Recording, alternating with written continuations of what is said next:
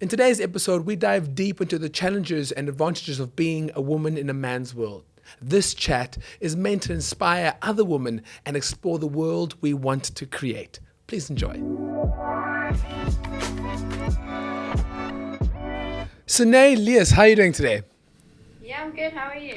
Very thank you. I just want to say, SA Women's Cricket Captain, I cannot start this conversation without saying I was there at the Women's World Cup, the cricket. I was actually working with the brand. I was working for it. I was there for the quarters. I was there for the finals. I was there for the semifinals and the finals. And I was there for the opening game. I have to be honest, it was one of the most incredible experiences I ever had in a sporting arena. So congratulations. It was just unbelievable. Yeah, thank you. It was definitely something to be a part of. Um, I think looking back and reflecting on that World Cup, we didn't think we would, reach the finals. It was always, a goal for us, but to actually reach it and to actually, inspire a whole nation and for people to come out and support us, it was incredible and very, very special. There's just something about sport that actually transcends gender, it transcends race, and there's just something about it that for me, I've been supporting men's cricket for many, many years, many years, many disappointments, but there's still something that's like a pride. Just want to say I don't know if I've ever screamed any louder at any sporting event. Doesn't matter if it's men or women. I was actually in the stands with Sia Kolisi. We were singing, we were chanting. It was like a movie, a roller coaster ride. Once again, take a bow, take a bow, take a bow. So you started playing cricket from a very young age, 4 years old. How did you get into cricket? My dad was a mini cricket coach, so I used to just follow him around. All my spare time at home. Well, I was obviously full, so I had a lot of spare time. So I just followed him around and started, bowling the ball and hitting the ball. So yeah, it was kind of fun, and I think it was one of those sports that just stuck, and I just fell in love with it.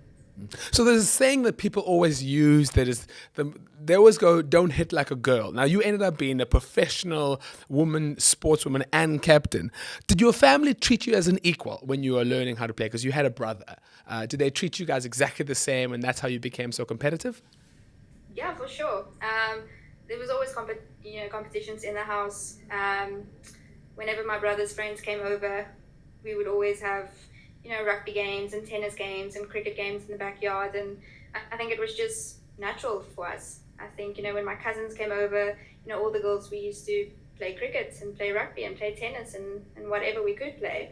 So I think it's just something that was natural, and even when I play in the boys teams, it was always something to get used to.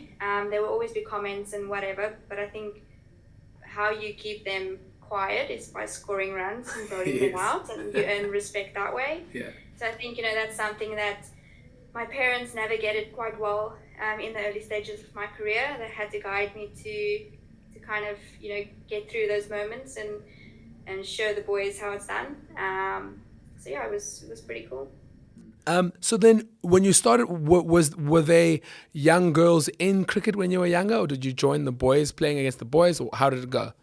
No, there wasn't actually women's cricket when I started. I think we had a SA women's team, but nobody knew of them. Okay. We didn't have any role models growing up, so I used to grow up playing with the boys in all the teams that they played in. We'd go to trials with them, but could never make it past the final stage because we could never play, province or northern's boys teams. So that was always something that was very difficult. But we tried to open women's cricket as I grew older. We made cricket teams all over, played with boys until I was 15, 16 years old. Oh, wow. And then started with the SA team at 16. All right, let's talk about something that I'm really, really passionate about. And I have a friend of mine who plays for your team. She plays wicketkeeper. And then I have another friend of mine who plays females rugby. And I've always been so sad about how the sponsorships, the sponsors don't come on board as well as they come onto men's sports. How can we improve that? How can we get the sponsorships on board? How can we improve female sports? How can we get more people watching it?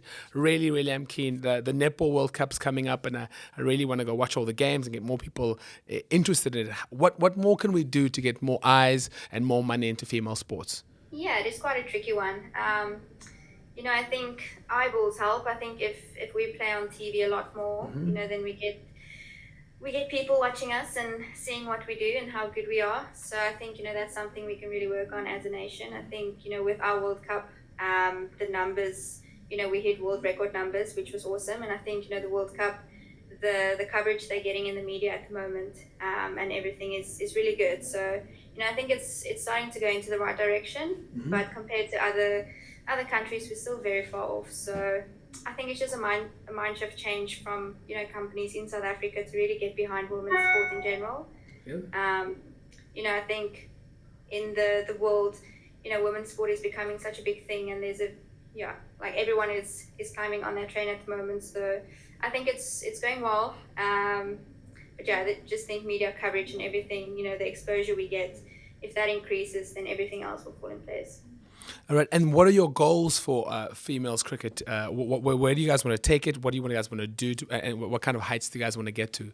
Yeah, at the moment we only have 15 national contracts, which is great. But then, after the 15 contracts, there's not much to speak of. So it's very difficult to professionalize women's cricket in South Africa. So we really need to start, professionalizing provincial cricket teams, and the girls from a young age as well. So I think that's something we can really look into, professionalizing girls from a younger age, so that when they come into the national setup, that not everything is new to them. They don't rock up to a stadium and they haven't played there before. That if they have to play under lights, that they come to the game and it's the first time they're doing it. So it's all those small things that still needs to happen in South African cricket, and hopefully with the successful World Cup we can change them.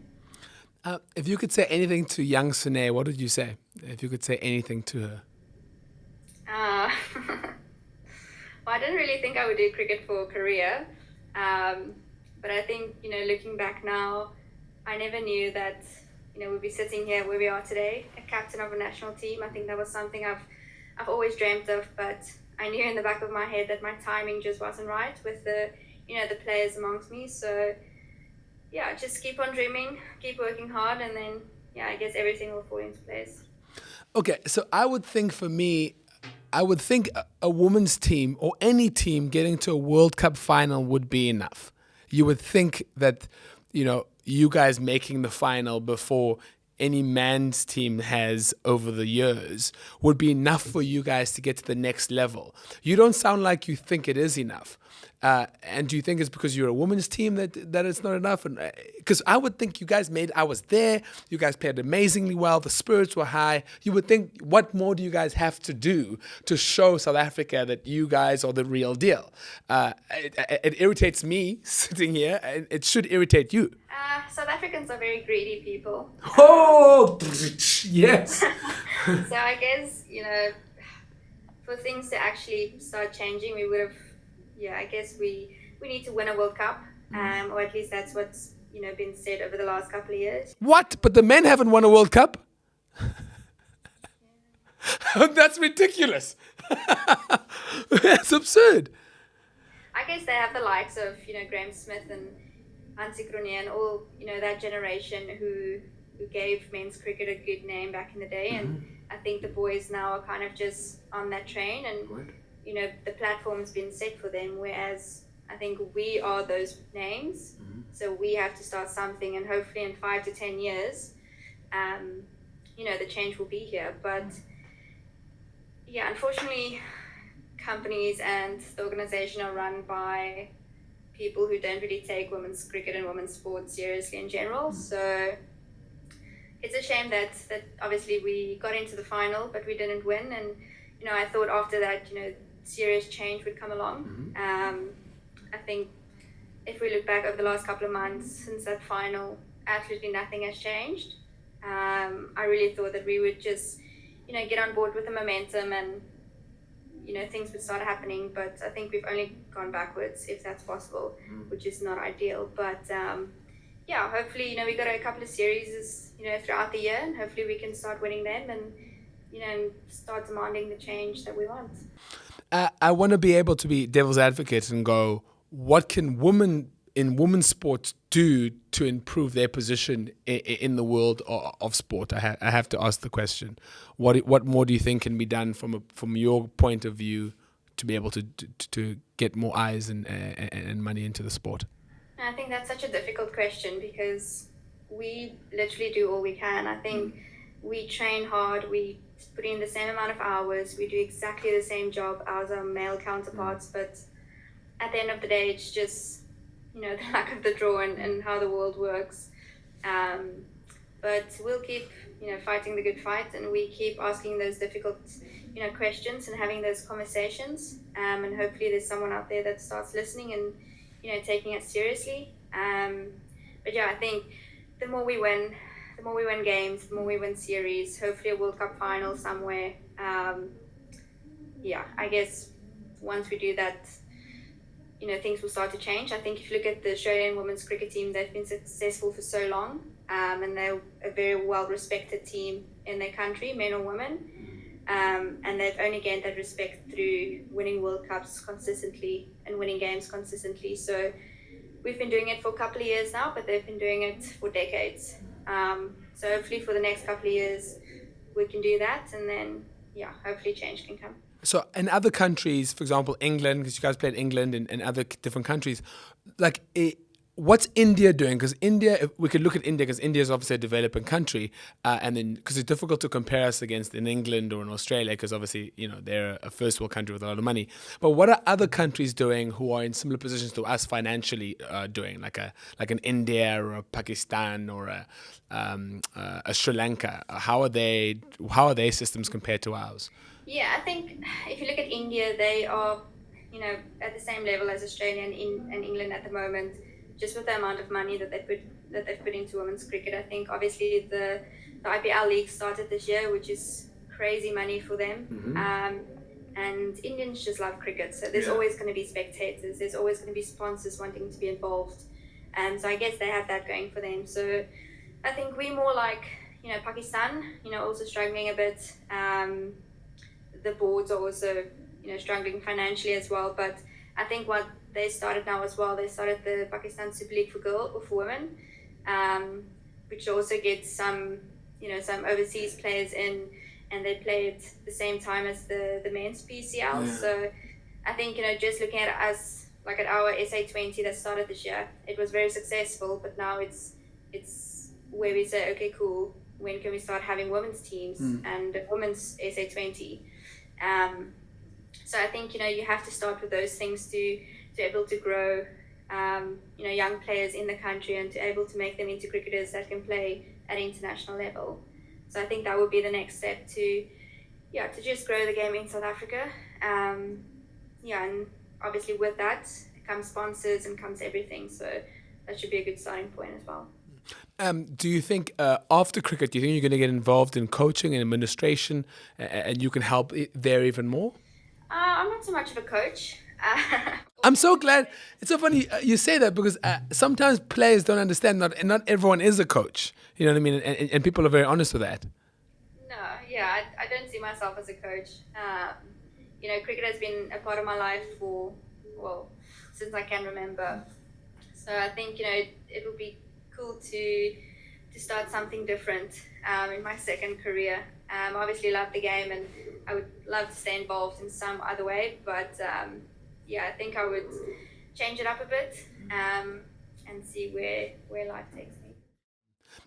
Lastly, have you ever been in the normal workspace, and have you done a 9-to-5 job before? I've never done a 9-to-5, so I have no idea. Have you ever been have you ever done a normal job? And I just want to ask you, how different do you think the normal workspace is to the being a female cricket player or a female sportswoman? I've done an internship once over COVID times where I had to go into the office at like 8 o'clock.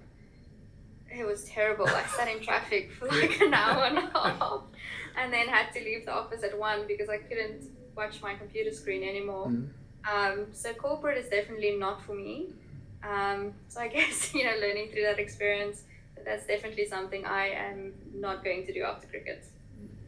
I just want to say it's a pleasure. We're really, really proud of you and all the kind of things that you've done. After watching the World Cup, I really have made sure that I've tried to follow female cricket as much as possible. Really, really proud. We hope more eyes. We hope more money comes your way. And I look forward to supporting you guys all the way. So a really inspiring story. So thank you so much for joining us. Awesome. Thank you so much for having me. Thank you so much for tuning in. I hope you enjoy. We'll see you in the next one.